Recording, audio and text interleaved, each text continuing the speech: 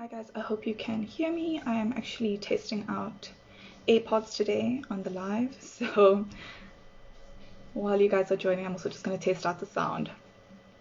And yeah, while we wait for a few people to come on, let me just give you an introduction. I am interviewing Itu Kubheka today, who is a brand strategist and honestly an amazing colleague in the industry.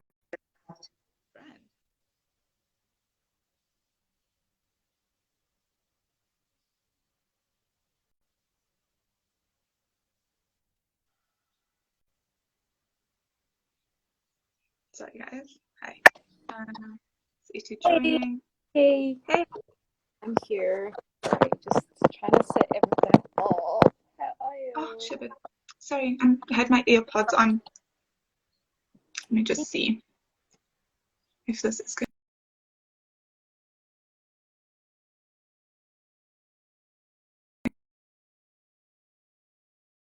Oh, is the end or your end? No. I just had to pause. Sorry, I'm just trying out the new AirPods just to see if it works or not. Oh, okay. They're But you pretty can hear me? awesome. Yes, I can hear you. I can hear Yay! you. Okay, amazing. Looking so pretty. Oh, I don't feel pretty, but yes. Thank you for the ring lights and the Instagram filters. I was actually saying And to a client everything, of yes.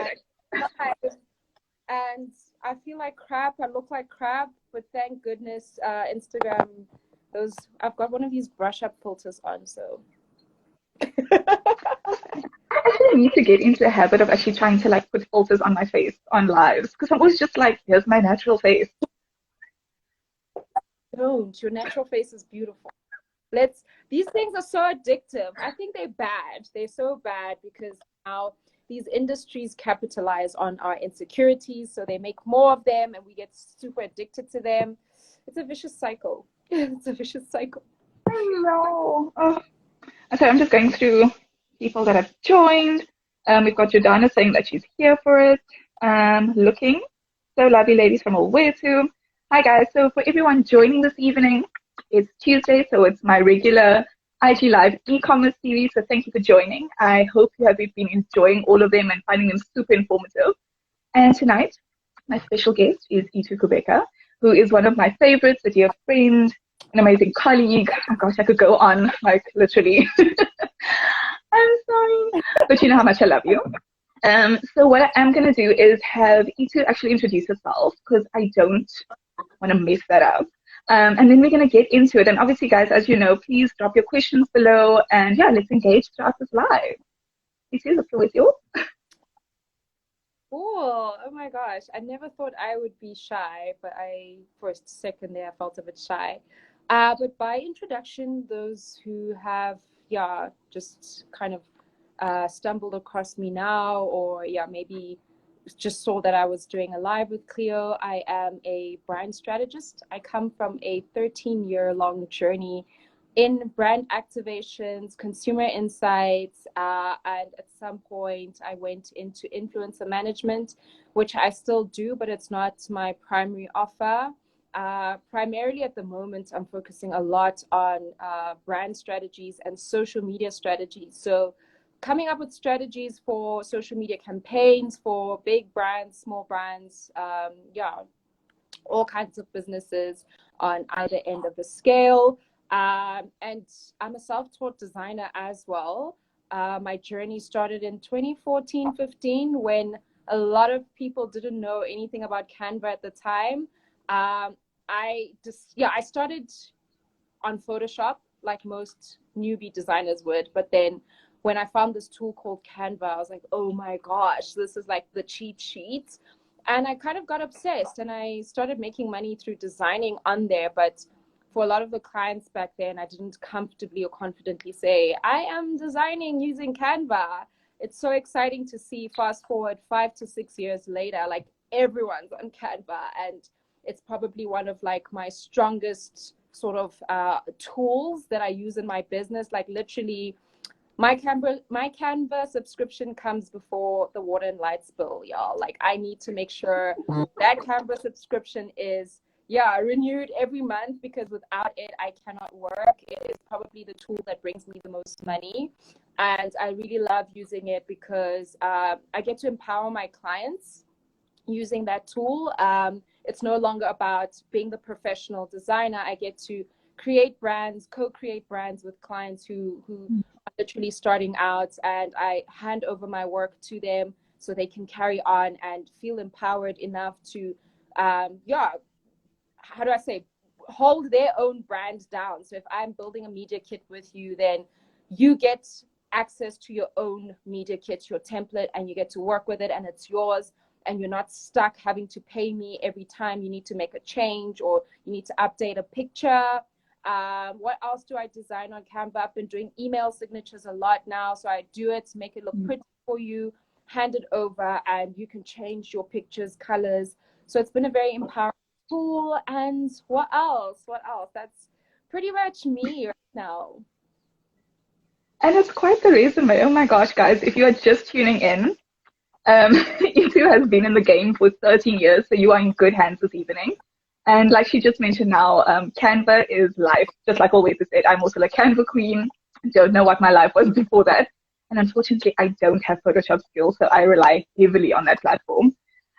So jumping straight into it, obviously for those that do know, your logo isn't your brand.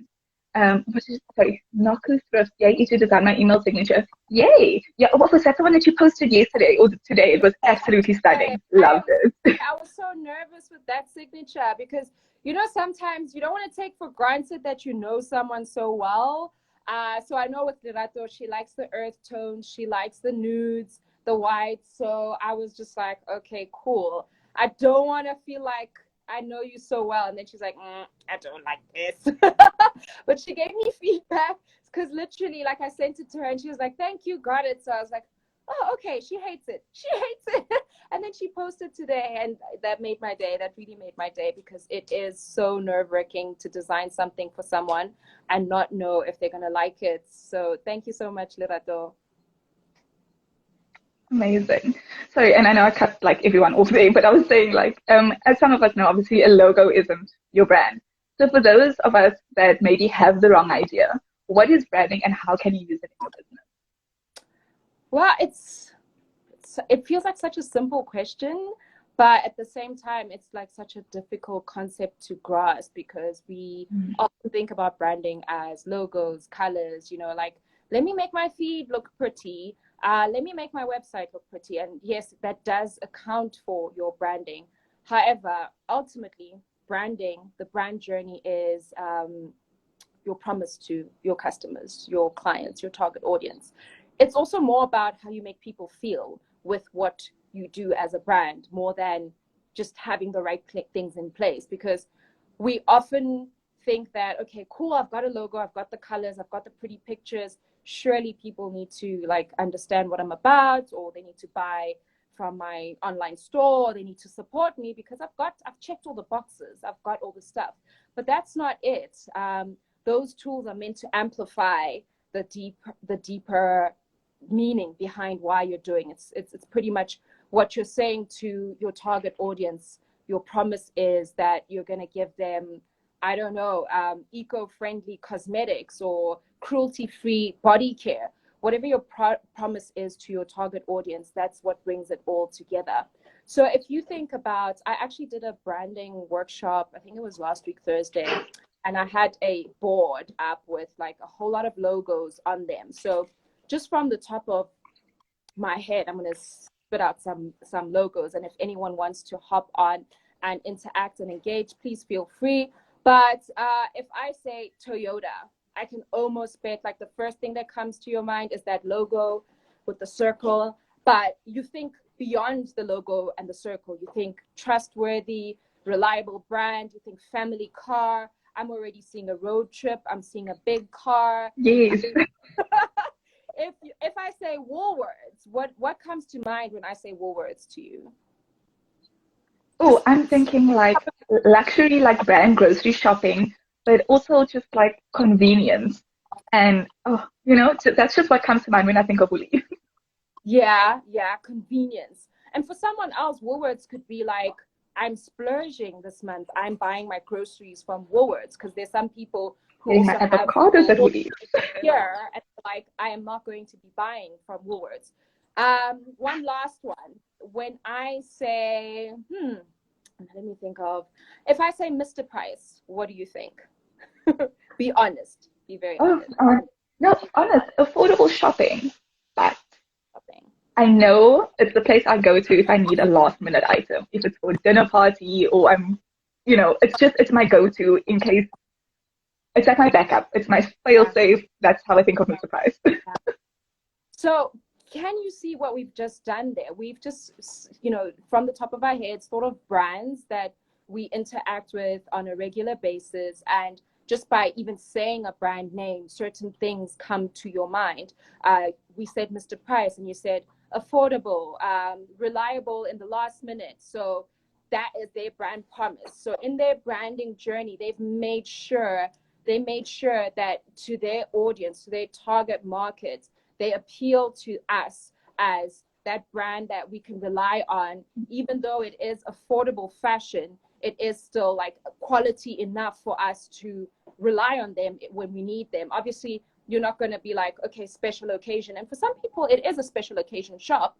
But for someone else, like you said, it's like, okay, I really need to grab something now. I'll get, a pair of sweatpants from Mr. Price. Woolworths, I've got Olwetu saying twang. I've got Batiswa saying quality and convenience. So Woolworths got that right in their branding. And that's not just the logo. It's the brand promise. It's what they've instilled in us. And that's pretty much what we need to start doing as small businesses. We need to start allowing and showing our target audience what we want, what experience are we trying to give them, and what do we want them to walk away with, so that when they do see the logos and the brand colors and everything that we stand for as a brand, they remember the promise, because at the end of the day, that's what carries your brand forward. 100%. Funny enough, I actually saw a post yesterday from Christo. Absolutely love him. Those of you that don't know him, he's also in like the branding and I think advertising space as well. I might be incorrect in that part, but very big in the branding space. And he actually he did an illustration about branding. Can you hear me? Sorry, I touched the mic. Sorry. Oh, it was me. I was like, oh my God. But I was saying with Christo, he actually launched a post yesterday with a little illustration about branding.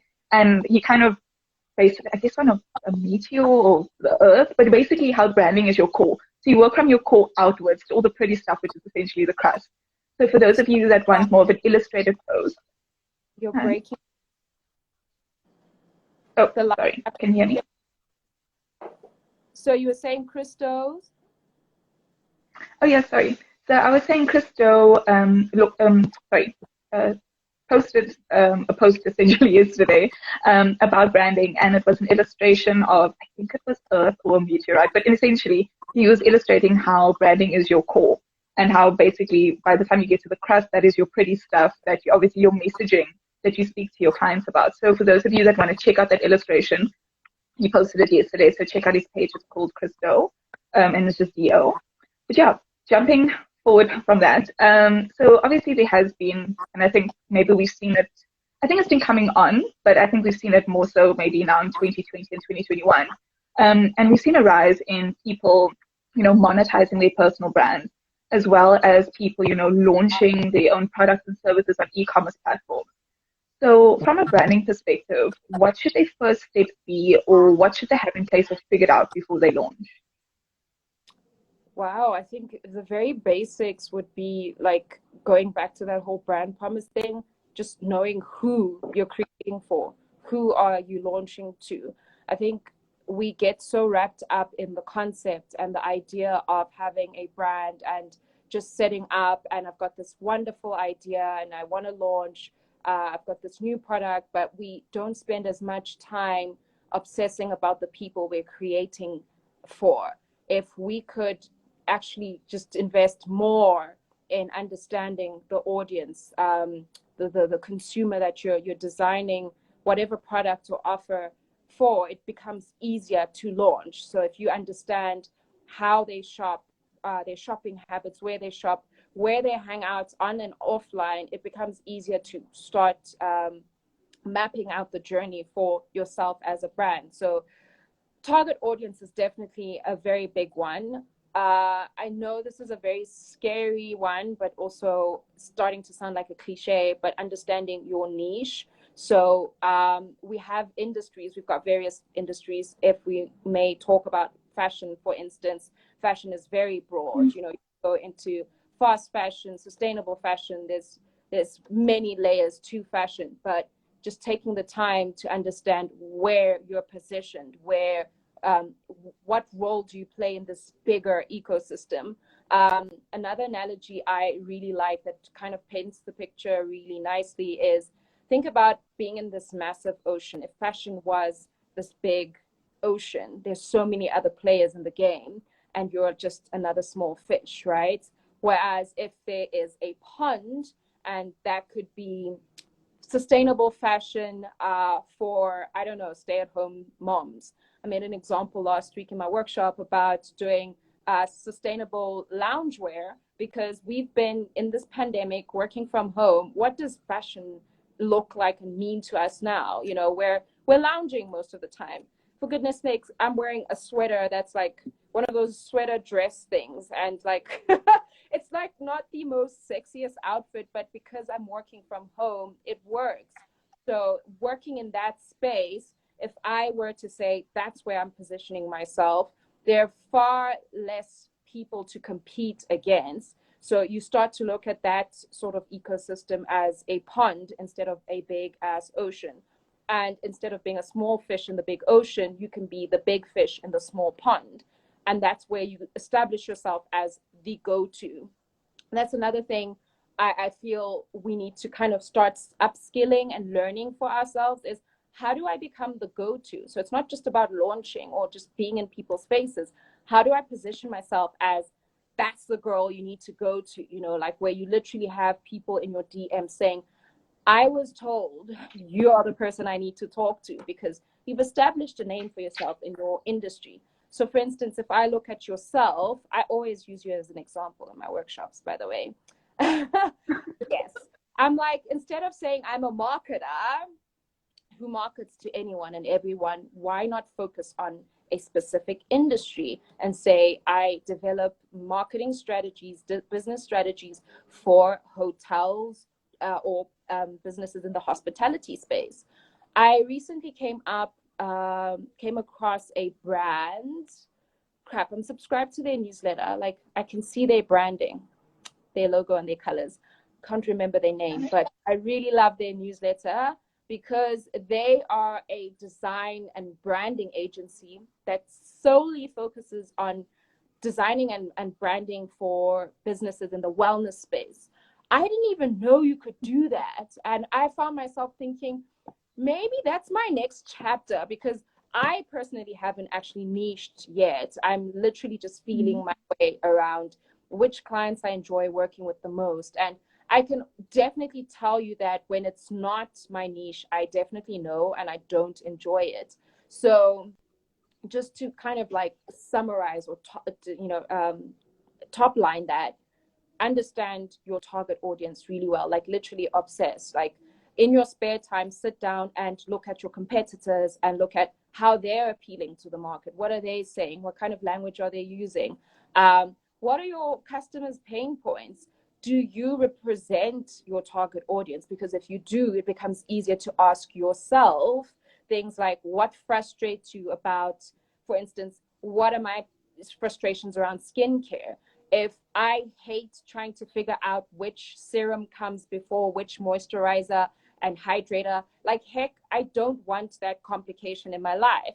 So if my target audience is literally someone like me, I need to prep my launch strategy, my branding, as if I were the one who was going to shop from my own shop. And I need to think about the things that frustrate me. I want a simplified approach to skincare. Heck, that's a tagline. That's my brand statement. I am that business owner that brings you simplified skincare. Because why the hell must it be complicated? So we need to start modeling our own audience in a way. It becomes easier. not, I mean, it's not always the case, but it does become easier when you're creating for people that kind of look and feel like you. So we said target audience, understanding your positioning in the market. So that's niching, picking where do you want to play, and this can change a lot, and that's fine. You don't have to. No one's kind of like holding you to one spot. Like once you've chosen your niche, you're stuck. Feel your way around, and it's okay to pivot. In fact, I believe pivoting is the way to innovate. You don't get to find great things if you don't allow yourself to chop and change as and when needed. Oh, sorry. I wasn't sure that you finished it. Did you create one? I just want to read Always' question. So she's asking, do you approach personal branding the same as business branding strategy-wise? No, no. I mean, it there will be overlaps, especially if your personal brand and your business brand speak to the same audience. Then there definitely would be overlaps, but there are a lot of things to consider. So if you have a separate business to what your personal brand is doing, things like how you communicate and show up online is going to be different. So like think about your website. These are two completely separate websites, and I've actually had currently kind of going through that sort of dilemma, but I'm feeling my way through it, where I'm like, okay, cool, I offer all these services and stuff, but then I'm still a brand and I still stand for something. How do I package that online? I've still got stories that I want to share, and I want to have a blog. And I've actually literally sat and I'm like, okay, do I go fully branding on my personal blog, or do I talk about my travels with my family? It becomes a very tricky one, but also where you are in your journey will guide you and dictate what needs to come first. So for me, it depends on your priorities. If my goal is to make more money right now, I will let my personal brand adapt to what my business is trying to do. So if sharing more knowledge about what I know within the branding space is what's working and what's bringing in the money, that's what I'm going to talk about on my personal blog. But it's going to be less like industry. It's going to be like, here's my experience. I mean, one of the blogs, I don't think I've got it up on my new site, but on my old site, I had a blog about how to charge clients, and I spoke about my experience. So it wasn't like a industry blog where it's like step 1, use a calculator, step 2, open a bank account. It was literally like, hi guys, I know a lot of us struggle with charging clients. Here's what's worked for me. I struggled here. I struggled to ask for what I'm really worth. I then learned the hard way that I can't keep selling myself short. So what I did was I introduced tiered pricing. So I present you with specific options. So this is, if you want to get like the entry level option, this is what I give you. If you want to get all the bells and whistles, I literally had names for my different tiers. I had my Polo Vivo, my Lexus, and my Rolls Royce. And it's always interesting to see what people pick, because there are people who definitely want to like flex and be like, I'm definitely going for the Rolls Royce option. So again, like that psychology, I used my skills to kind of make a situation that didn't work for me work for me. So that's how I approached finding a balance between my personal brand and my business. But I definitely see them as two separate things. There will be overlaps, and it's just a matter of looking at your priorities and finding what to lead with based on your priorities. And I love that. And you touched on something where you spoke about where you are on your journey. And one of the stats that I picked up actually was that 80%, 86%, sorry, of consumers, prefer an authentic brand image. And I think maybe this evening let's just touch on that as well, because, I feel like there's so many brands that end up speaking at you and not speaking to you, i.e., like you mentioned, speaking to your pain points, addressing the issues or solving the issues that you have. So maybe can you speak to like how to achieve an authentic brand image? Ooh, I honestly, I don't have a specific yardstick or rule book, or I'm a person who does a lot of things from the heart, and sometimes it actually comes to bite me because I sometimes give too much. But it's also been a strength of mine because I allow myself to feel and to share. And sometimes I'm like, oh, I overshared, I shared too much, but it's actually helped me become closer to people. And I'm not going to give a prescription. I'm rather going to share authentically what's worked for me. And that's allowing yourself to allow yourself, allow yourself to share the real parts of what your journey is like, makes it easier for people to relate. At the end of the day, humans seek connection. And I think I actually read it in a book somewhere where relatability is actually quite a strong sort of selling or point of connection for you and your customers. Customers sometimes don't even buy because they necessarily need something as much as, you know, we want them to believe they do. Sometimes people buy into your journey because they honestly just sold on what you stand for and what you believe in. Literally, you could, you know, sell tea bags to a person if you told them that these tea bags will help you affirm, they'll help you let go of all those bad concepts that you have around money, and they'll help you unblock your money blocks. I mean, on a physical, biological level, the tea is not going to do anything for you. But if I just talk about all the things that you can relate to, I mean, how many people can relate to struggle, being broke, or not making enough money, or wanting to leave their 9 to 5? So look at your journey and say, okay, what am I currently being challenged with? It's also about allowing yourself to be like, give room to be human. So why am I being challenged with right now, and how many other people are going through that? I'm not saying like pour all your problems out and be like, hey guys, I'm struggling financially, I'm struggling with my relationships, I'm struggling with weight. But just look at your brand story and your journey, and literally look at points of relation. What in my journey can other people relate to? I am also like in a space where I look at my journey as a freelancer, which is why I came up with the concept of the freelance human.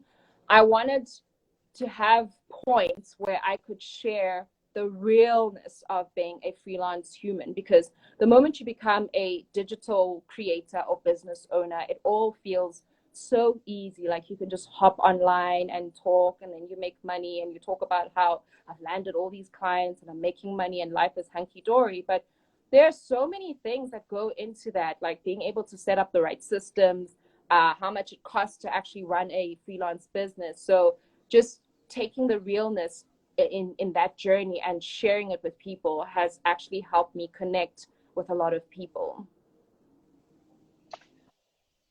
Sorry. I was just thinking because you touched on, or you just mentioned something now where people have this perception that you can just jump online and, make money, and it's so easy.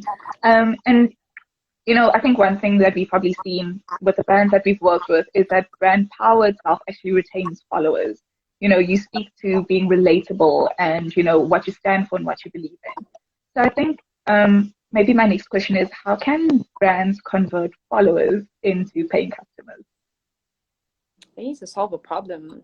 I honestly don't, there's no like secret magic sauce or long script on this one. Is if you're solving a problem that many people have, everything else comes on, like everything else can be plugged into that. So if I always use this one, like if receding hairline is a common problem amongst women in Africa, that's the problem. That's how you convert people. You talk about the problem that they have.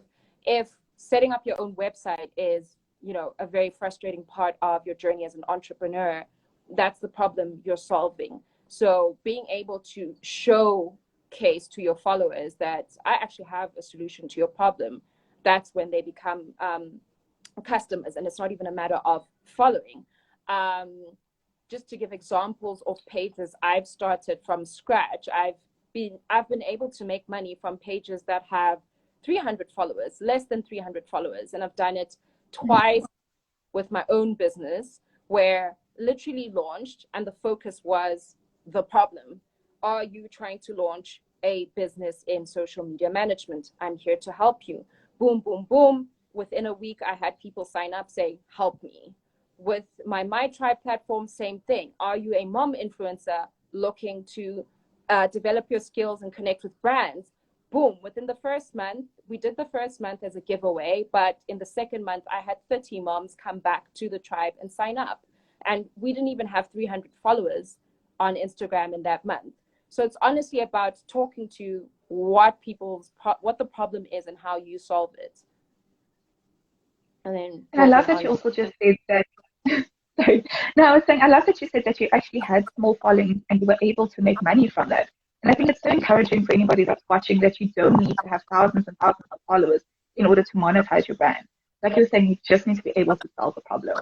And I remember the one question one of my managers asked me a few years ago, and he's like, "Why should people care about what you're putting out there?" And I was like, almost like a very attacking question, but it's very valid. Why should people care? And maybe that's also the takeaway for you this evening. Why should people care about the plan that you're trying to put together or launch, either quarters or before the year ends? Yeah, so those of you that are watching and have any questions for Itu, please pop them down in the comments below. We are speaking about building a brand. And I think maybe my last question is actually just more around design trends. And, I think 2020 and 2021 also gave rise to a lot of creativity in a sense that people had time, with themselves, people had time to explore and upskill and all of that. So I think maybe what are the three of your favorite trends that came out of 2020 and 2021 so far? Ooh, this is quite a tough one because I have so many. But I think that the thing that come to the top of my mind is definitely, obviously, if you've been in design, typography is quite a big one. And if you've studied design, it's definitely like one of the basics. But if you're self-taught, like someone like me, the journey becomes, you start to appreciate everything you learn as you go along. And I think 2021, I've picked up font trends, typography trends quite a lot because my eyes have now opened. I've also seen what's that trending font, Helvetica, however you pronounce it, has been like quite font. Helvetica, yeah, has been trending on social. So for graphic templates on social, it is a free font on Canva. Where else can you use it? If I'm not mistaken, it is a free Google font. I was actually updating someone's Wix site this afternoon, and I actually used that font. There's this purple, I forgot the name, and I was actually reading about it this afternoon, but it's like a purple hazy sort of hue, and that's been like trending quite a lot. If you look at Instagram pages like Later's Instagram account, I think I've seen it on Planoli's Instagram account as well. They like literally hoid on a lot of their graphic templates. And I actually didn't realize it was trending until I read this one blog and they're like, that's the trending color. And I'm like, no wonder I've been seeing it everywhere. It's actually like it's pretty annoying, but it's also cool that, I get to pick up these things on my own and also through the newsletters. And I'm a big newsletter blog person. And the third one is, I think I've got another two, if you don't mind. The one is also a design style that I'm seeing a lot of kind of designers and creatives use. It's pretty refreshing, but it's also like kind of, how do I say? I like to be different. I like to be unique. But at the same time, you're like, I just want to go with the trend. You know how when nudes were in and they're still pretty much a big thing, everyone's branding has been nude. I think I got to a point where when I was designing media kits, by default, I would start with a nude color palette. And then when I'd sit with my clients, they were like, ooh, no, I want a red. And I'm like, what? Seriously? Why red? Everybody's nude and earthy and so conscious right now. That's been an interesting one. And yeah, the last one is just seeing, like I mentioned, Planoli's page. I feel like I go into Planoli's page and it literally looks like the later page, literally looks like, I don't know if you follow the social media CEO, love their content, but it also looks like the Planoli page. So it's just like, how do you stand out? You want to be a part of the trend, but also how do you stand out? Yeah, those are my design trends. I actually want to ask one more question. Sorry, that now that I'm like listening to you, what are like, again, I'm going to say three because it's a great number. Three resources for people or businesses actually that, just want to stay on top of, I guess, branding essentially and the industry itself and, trends and all of that. What are some of the three resources, be it newsletters or accounts that you follow on Instagram?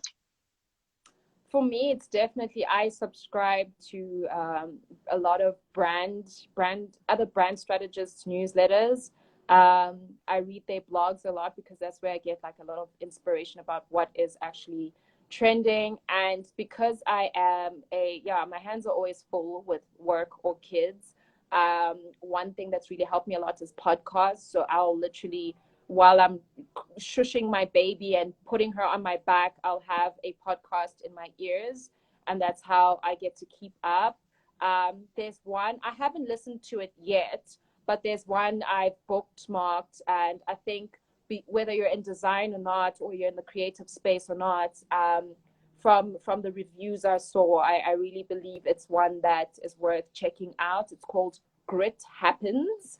And for those who are not clear on what grit is pretty much, think about going into the game, falling a few times and getting up, and going back at it again and getting up. And I love that the concept of that podcast, because it's literally the anthem or the theme of the life of a freelancer. You get up and you keep going, and it really takes grit to actually break through. I mean, a lot of people are just like, but what does it take to make it? What does it take to break through?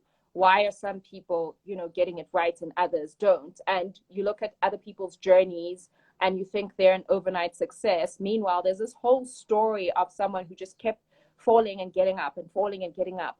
I also picked it up on Kopano. I hope I'm saying her surname right. Kopano Shimange.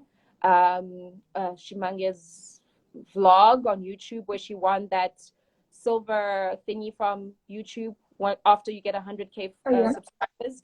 Yeah, she was celebrating that, and she's like, honestly, how did I do it? Grit. There are days where I didn't feel like doing it, and I just got up and I did it again, and I still didn't feel like it, and I got up and I did it again. And I think within that same week where I saw her vlog, I came across the podcast Grit Happens, and it literally talks about getting up and trying again, and getting up and trying again. So definitely a resource, podcasts. And I think the best place to find good blogs, not to just hoy mine out, but a good place to find good blogs and newsletters is look at the websites for the industry you're in. So for instance, I've bookmarked a lot of Shopify's blogs, because I'm always like, oh, I need to read this one. I need to read this one, because they give such insightful things about the e-commerce space, like how to start, 10 suppliers to check out, how to start your own drop shipping store. And it's usually the suppliers of specific services that have really great blogs. So Shopify has got really awesome blogs. I've recently set up an Equid account. I hope I'm pronouncing it properly. And they're actually annoying, but like I've been seeing an email from them every single day. They're giving me tips and stuff. I just need to make time to actually read them. But actually, speaking about that, how are you actually using e-commerce now with your business and businesses? Actually, let me say businesses. Well, for my branding business, I'm going the digital route. So the plan is to sell guides, templates, that sort of thing. I've put some stuff up on my site, but I just need to, add more stuff. So I've got a social media, what do you call it? A social media manager sort of starter kit. So from the contract that you would use to onboard clients, to the onboarding process, to like literally think about all the documents that you don't think you'll need as a social media manager. And I've kind of packaged that together with a social media manager strategy template thing. I haven't been punting a lot of that because I want to add more templates, just to also like spark my, you know how they say, like, if you need to keep filling your own cup. I've been working so much that every now and then I try and take time to create things that actually make me happy, create things that actually fill my heart instead of, just creating because I need to produce work for someone. And one of the things that really fill my heart and my cup is I want to do things like thank you cards, designing thank you cards for, businesses that want to ship stuff to their customers. I want to do things like product labels. I recently designed, I think they're really beautiful. Can't wait to share them. But I recently did candle labels, and they're affirmation candles. So I want to do stuff like that. I want to do stuff like that and be able to sell the templates on my site and on Etsy. Because I moved over from Squarespace to Wix. I had to get an Ecwid account so that I can do the whole Instagram shop. Nice. And actually, funny enough, now that you mentioned the candle labels, I'm actually dropping a post, I think, on Thursday about a few white label suppliers, and one of them is actually candles. So do watch out for that post. Oh, yeah. I'm looking for it. I'm getting my supplies this week, so you might just help me with a bit of a dilemma because I have a specific look in mind, but I'm just like, where am I going to find someone who's going to give me this?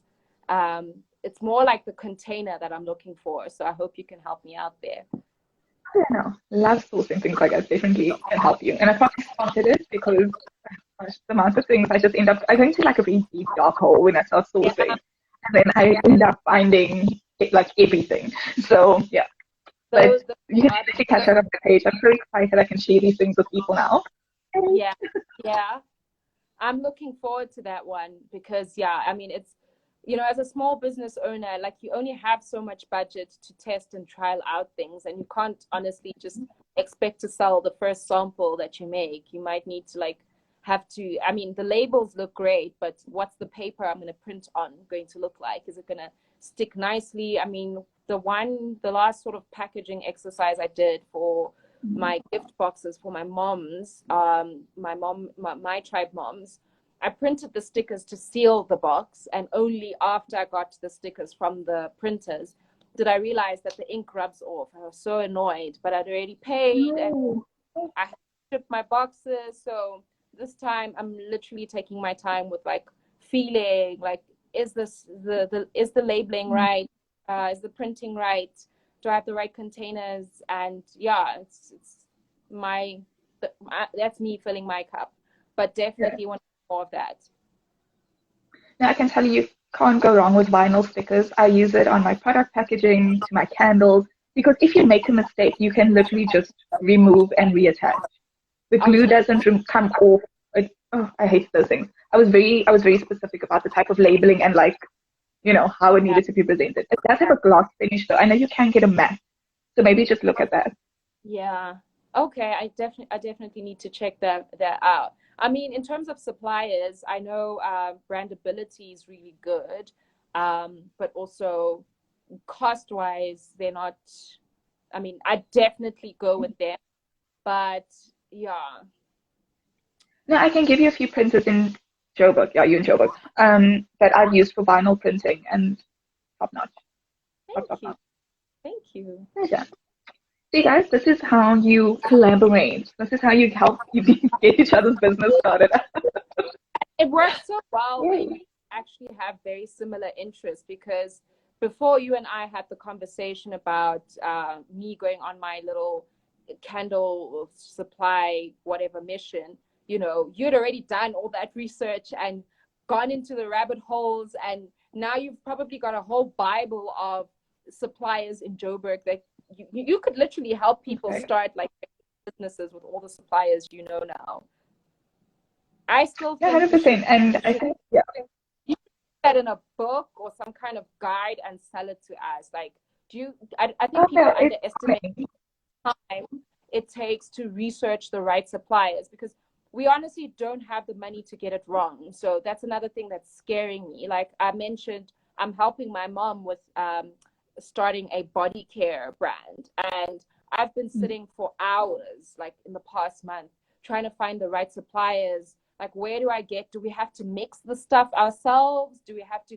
Where do we get it ready made and the packaging? Yes, you guys, if I could, I can't even afford to pay anyone to do that research for me, but it's a full-time job. So if Cleo could just put a book together, I can tell you exactly. I'm just sitting there and I'm like, I can just tell you where and how, right? people like me will buy it. People like me will buy it because I just need to know that I can trust the supplier. Yeah. No, and you know what? It will be launched soon, I promise. It'll be part of my little e-commerce package. I'm just kind of sussing out from my followers what exactly they want. I am gonna launch, I think probably in the next week, will be the one-page marketing plan. Just to guide people through that because again, it also goes down to the core and it kind of gets you thinking about your brand and what you want to do before. I mean, we all get excited about how the packaging is going to look and what your social media is going to look like, but you're not really worried about what your messaging going to be, how are you solving the problem. So yeah, I'm very excited about that one-page marketing plan. It's super useful, and yeah, so I'm going to start there because yeah, I need to do this in bite sizes because the masterclass that I was looking at is going to take a while. Yeah, yeah. I'm excited about the one pager because I mean, honestly, us just sitting here talking about like actually what is branding and moving away from the concept of branding is just logos and pretty colors, having a one pager will help quite a lot of business owners who don't have the time or the resources or the money to pay someone to help them figure it out. If it's pre-packed and ready to go, you save a lot of people time and money, but you get to scale as well. And hopefully you get bank notifications in your sleep. Yeah, and that's what we all want at the end of the day. Amen Oh, to good guys. that. Well, Letty said um, one I'd pay for information and consolidated research.